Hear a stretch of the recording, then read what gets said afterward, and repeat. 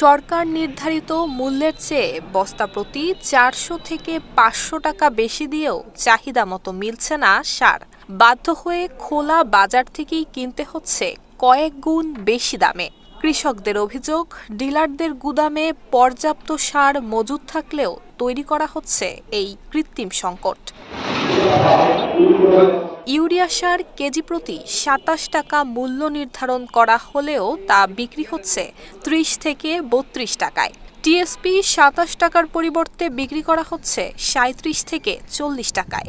MOP এবং DAP KG প্রতি সরকারিভাবে ২০ এবং ২১ টাকা নির্ধারণ করা হলেও সিন্ডিকেট নিয়ন্ত্রিত বাজারে তা বিক্রি হচ্ছে ২৮ থেকে ৩২ টাকায়। এই সার যে কই গেছে না আল্লাহ জানে, আর সার যারা তৈরি করতেছে এরাই জানে। বর্তমানে সারের দাম অনেক বেশি।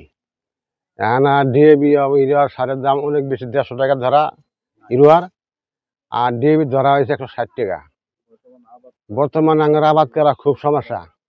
সারের দাম বাইরে গেলে আমরা আবাদ করবো কি? আগে যে ফসলটা করলাম মানে রিস্কি, মহন কৃষকের জন্য অনেক সুবিধা আছে। সার বিষের দাম মোটামুটি কমই আছে। এইবার আসি হঠাৎ করে সারের দাম বাড়ে।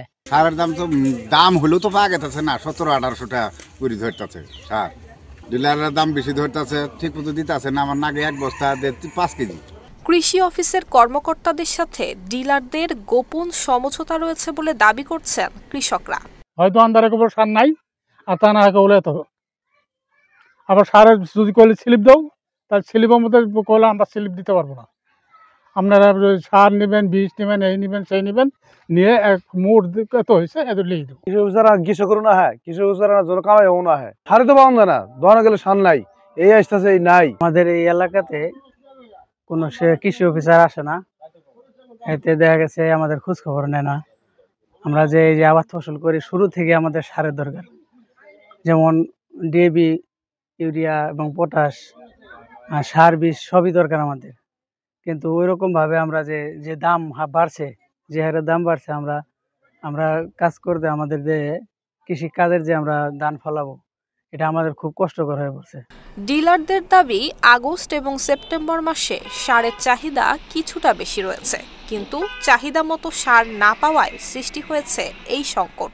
সারের তো কোনো সংকট নেই, কৃষকের তো খুব একটা দেখা যাচ্ছে না, রেট মতো সব বিক্রি হচ্ছে। আমি হলো বিয়ে দিচ্ছি ডিলার, সারের সংকট নেই, আমরা তো দেখতেছেন এরকম কোনো কৃষকের ঘুরে যেতেছে, এই ধরনের তখন বেশি দেখি। ওই যে একটা ডিলার মধ্যে মধ্যে একটু এরকম করে, ওটা গ্রামগঞ্জে। আগে আমরা দেখছি সারের লেগে লাইন ধরছে কৃষকেরা, এখন তো আমরা সারের লাইন দেখি না কৃষকেরা। ইউরিয়া সার ১৩৫০, টিএসপি ১৩৫০, আর হলো ডিএবি ১০৫০, পটাশ ১০০০, এইভাবে বিক্রি হচ্ছে। সার তো দিছে, এরকম সংকট নেওয়া না, মানে সংকট যে সময়টা ছিল এটা কেটে গেছে। আর দীর্ঘদিন ধরেই এই সংকটের শিকার হচ্ছেন শেরপুরের কৃষকরা। তবে এই সার সংকটের কথা বিক্রেতারা স্বীকার করলেও অস্বীকার করেছে কৃষি বিভাগ। ইউরিয়া সারের যথেষ্ট মজুদ আছে, এখন ইউরিয়া ক্রপ ড্রেসিং চলতেছে। আমরা কৃষকদেরকে ইউরিয়া সার প্রয়োগের জন্য তাদেরকে পরামর্শ দিচ্ছি, এবং সার ন্যায্য মূল্যে পাওয়ার জন্য আমাদের মনিটরিং কার্যক্রম অব্যাহত আছে, এবং আমাদের প্রত্যেক ডিলার পয়েন্টে আমাদের উপসহকারী বসে তাদের সার বিক্রি করছে। আমার কাছে আসলে এই ধরনের কোনো অভিযোগ নাই। যদি আপনি আমাদেরকে এরকম অভিযোগ কোনো ডিলারের ক্যাশ মেমো ছাড়া বিক্রি করে থাকে এবং সে যদি অতিরিক্ত দাম নেয়, তাহলে অবশ্যই আমরা সেই ডিলারের বিরুদ্ধে আমরা প্রয়োজনীয় ব্যবস্থা গ্রহণ করার জন্য এদিকে অতিরিক্ত দামে সার বিক্রির অভিযোগে গত ১৬ সেপ্টেম্বর জেলায় অভিযান চালিয়েছে ভ্রাম্যমাণ আদালত।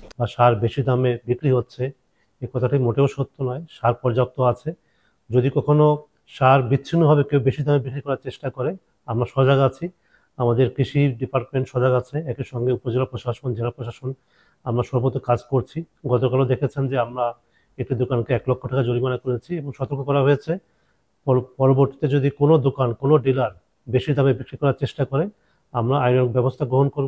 শেরপুরে চলতি রোপা আমন মৌসুমে ৯৩,৭২০ হেক্টর জমিতে ধান উৎপাদনের লক্ষ্যমাত্রা নির্ধারণ করেছে কৃষি বিভাগ। RICL TMX, যুগের পর যুগ স্থাপনা থাকে মজবুত। তবে কৃত্রিম সার সংকটে দিশেহারা সেখানকার কৃষকরা। নির্ধারিত দামে সার পেতে তদারকি জোরদার করার দাবি জানিয়েছেন তারা। নুসরাত জাহান মেহেক, ঢাকা পোস্ট।